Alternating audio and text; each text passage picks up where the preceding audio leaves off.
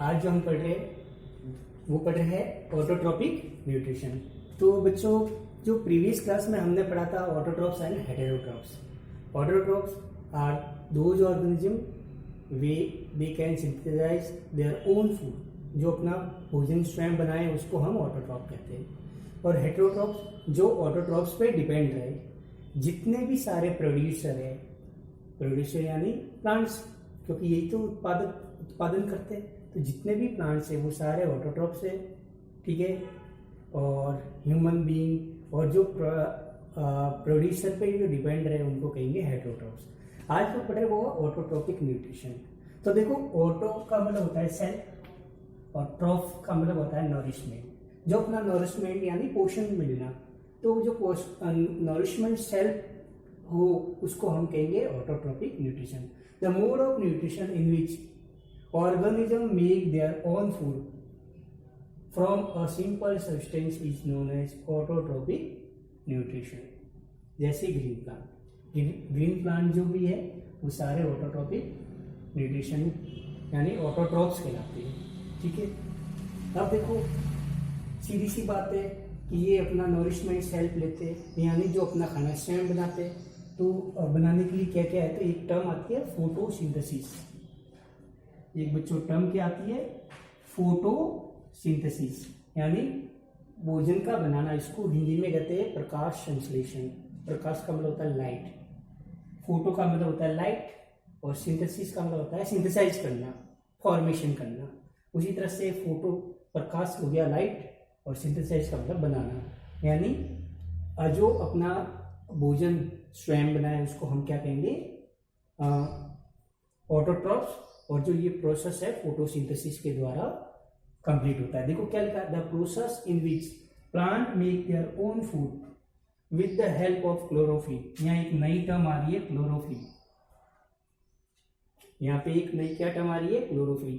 बच्चों एक्चुअली क्या है, जो ग्रीन प्लांट होते हैं, जितने भी हरे प्लांट होते हैं उनमें एक पिगमेंट होता है।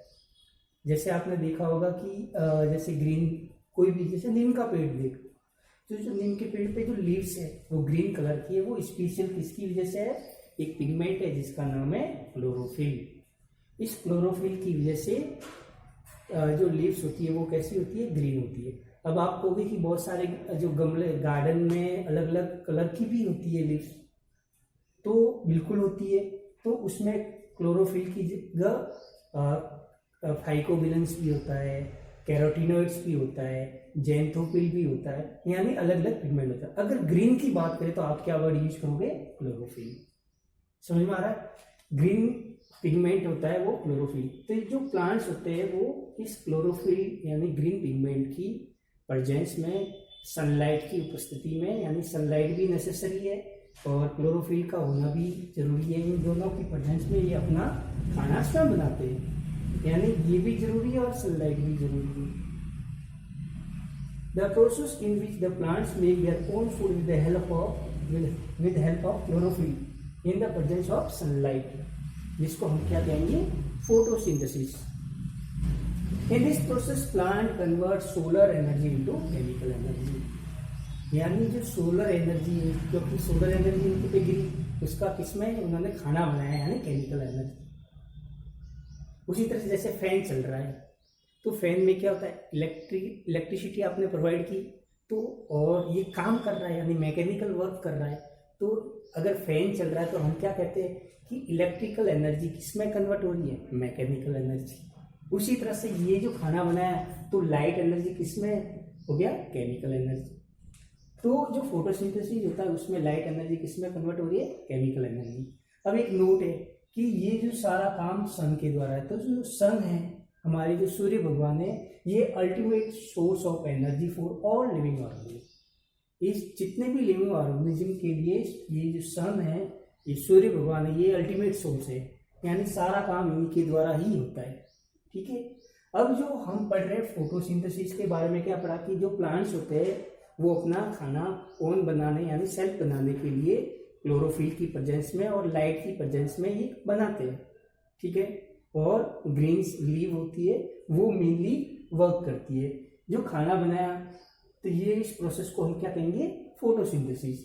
और हमने क्या पढ़ा कि इस फोटोसिंथेसिस प्रोसेस में सोलर एनर्जी किसमें कन्वर्ट होती है, केमिकल एनर्जी। और हमने एक और क्या बात पढ़ी कि जो सोर्स है सन, वो अल्टीमेट सोर्स है, यानी सारा काम सूर्य भगवान के द्वारा ही होता है। ठीक है, अब जो ये फोटोसिंथेसिस है, तो देखो components required for photosynthesis, photosynthesis के लिए क्या क्या कंपोनेंट्स की जरूरत है, जिसमें देखो जैसे क्लोरोफिल भी है, सनलाइट भी जरूरी है, उसी तरह से वाटर एंड मिनरल्स भी जरूरी है, वाटर एंड मिनरल्स भी जरूरी है। तो देखो पहला है वाटर एंड मिनरल्स।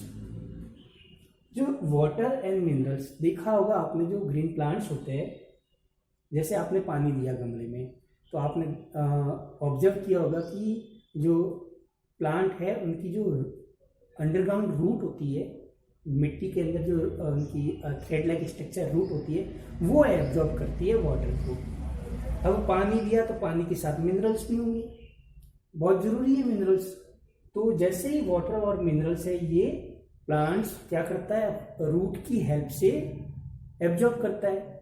और ये मिनरल जैसे ह्यूमन बीइंग के लिए भी जरूरी है, मिनरल्स की कमी हो जाती है तो क्या होता है, डिहाइड्रेशन हो जाता है, डॉक्टर के पास जाना पड़ता है। उसी तरह से प्लांट में भी है, अगर मिनरल्स की उनमें डेफिशिएंसी हो जाएगी तो प्लांट विल्ट हो जाएगा, यानी मुरझा जाएगा, तो उसकी प्रॉपर ग्रोथ नहीं हो पाएगी। तो वाटर भी मिलेगा और उसके साथ मिनरल भी होंगे डिजॉल्व फॉर्म में। तो dissolve minerals are absorb by the root, plant की जो रूट क्या है उसको एब्जॉर्ब कर देती है। फिर उसके बाद क्या है, and transport to the whole plant, पूरे प्लांट। जैसे कोई नीम का पेड़ है तो उसकी बहुत सारी ब्रांचेस है, उस ब्रांच पे भी है, उस यानी हर जगह उस पानी जाना चाहिए, उनको मिलना चाहिए पानी, यानी मिनरल्स भी मिलने चाहिए। तो ये सारा प्रोसेस एक होता है पैटर्न, जो एक क्या लिखा है, absorb by the plants root and transport to the whole plant. जैसे लीव्स और स्टेम को जो प्रोवाइड किया जाता है dissolve water, dissolve form of minerals, जो पानी और मिनरल्स प्लांट्स को चाहिए सब, यानी स्टेम लीव सबको मिलने के लिए एक स्पेशल स्ट्रक्चर होता है जिसको हम कहते हैं जाइलम। तो जाइलम के द्वारा क्या होता है बच्चों, वाटर एंड मिनरल्स का ट्रांसपोर्ट होता है, यानी रूट से अपर, यानी रूट से लेके बिल्कुल टिप की तरफ। तो जो मूवमेंट होता है वो अगेंस्ट ग्रेविटेशनल फोर्स। भाई ग्रेविटी कैसी लगती है, ऊपर से नीचे, ग्रेविटेशनल फोर्स तो नीचे लग रहा है। पानी कैसे प्लांट में ऊपर की तरफ मूवमेंट होता है, रूट से लेकर ऊपर, तो ये अगेंस्ट ग्रेविटेशनल फोर्स की तरफ मूवमेंट होता है। तो आपने क्या ऑब्जर्व, अभी क्या पढ़ा, आपने ये पढ़ा कि जो वाटर एंड मिनरल्स जो प्लांट को चाहिए वो ट्रांसपोर्ट होते हैं, एक स्पेशल स्ट्रक्चर होता है जिसका नाम है जाइलम। ठीक है बच्चों, अब आगे भी पढ़ेंगे, इसमें बहुत सारे भी है, फिलहाल आप यहाँ तक अपनी नोटबुक में लिख लेना, और चलो फिर नेक्स्ट क्लास में मिलते हैं।